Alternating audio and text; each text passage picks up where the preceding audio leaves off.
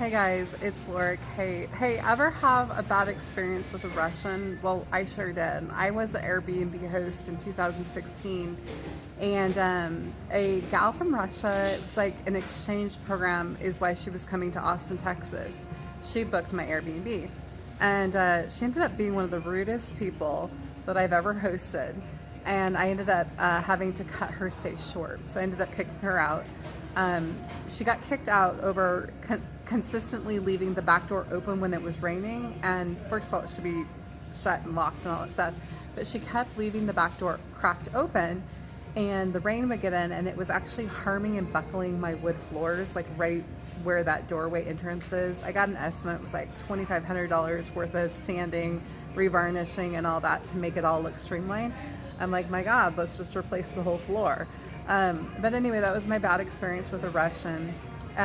So short-lived. I think she stayed less than probably 10 days, and I think she was booked for like 40 plus days, something like that.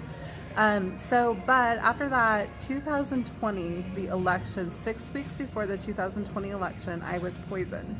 And prior to being poisoned, I had these guys that were out following me. And after I got poisoned, it stopped. And so I can, when I describe them, I say Western Russian or very Eastern Europe is kind of the description I had. If you watch some of the commercials for the Mercedes that are done in the snow, it's those Mercedes SUVs that look kind of like a box.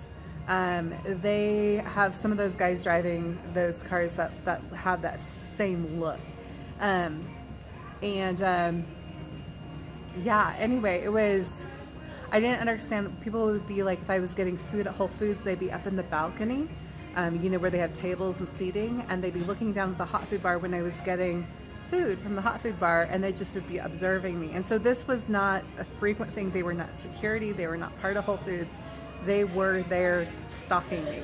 And I also incurred that at Cava. I was in Cava, and two guys showed up and were just waiting outside, peering in, watching what I was doing.